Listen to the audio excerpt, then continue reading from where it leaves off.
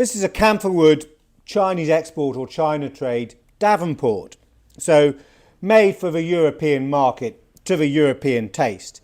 But although it's made to the European taste, it does stand out from a British example.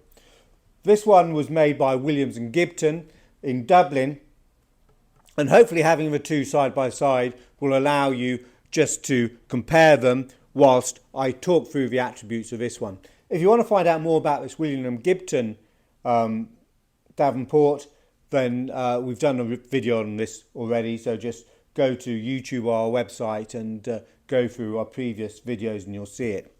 So back onto this one, Chinese Export, made in one of the Chinese ports and made for the British market. So either it would have been purchased by a European travelling through one of the ports, or it would have been a special order back home made through the captain of an East Indiaman who would have gone and purchased it on behalf of a customer back home. Captains of East Indiamen were given a certain amount of space on board their ship so that they could boost their wages through selling the cargo, their own personal cargo that they brought back, be it furniture, tea, porcelain, etc., etc. So it's made of camphor wood. That's our first indicator really that it's Chinese export. Most camphor wood furniture that we see is going to be Chinese or Chinese export.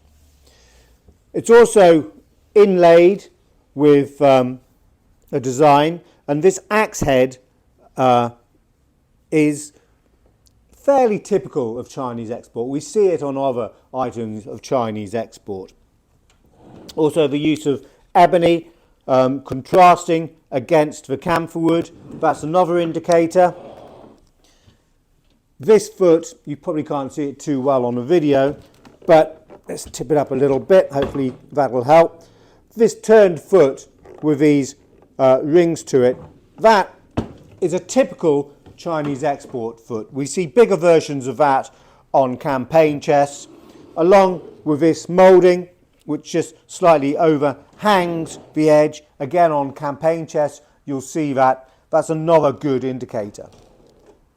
But otherwise the basic design as it was made for the European market is very similar to a British Davenport. You have got the desk section which slides forward so that you can put it over your knees, and actually for modern day use with a laptop this is extremely practical. The desk section will open up and then it will sit on this spring, and this spring mechanism for holding the top up again is fairly typical Chinese export. You've got a brass bar here which splits in two. One section is sprung and so it pushes out just to hold. So to close it you just squeeze the two sections and again it'll drop. To the interior we've got drawers to the top, one to the side here. These two are dummies, and the reason being, just like a British Davenport, you have got a section to the side, a desk tidy, which is released by a spring and it sits behind those two dummy drawers when not in use. Now this is hinged to fold round so you can use it whilst you're working. You've got a pen tray here with compartment underneath, spaces for inkwells and a little lidded compartment. Fairly typical of a Davenport.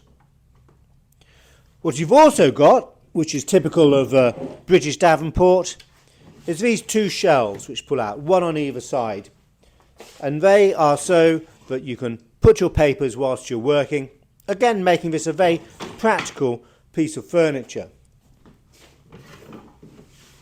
And also, like a European or Davenport or British Davenport, you only have a cupboard on one side, and behind this cupboard you have got three drawers. Now your first thought when you see the space to the top of these three drawers is, oh, a drawer's gone missing.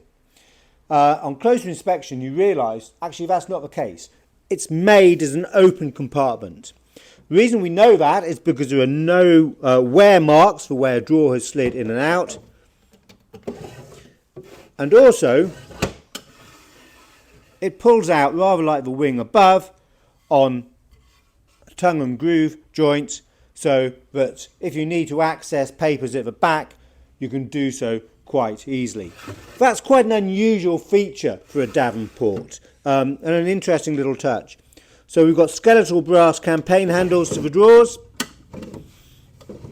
Lovely strong smell of camphor as it comes out, so that'll protect any clothing you might have from moths, etc.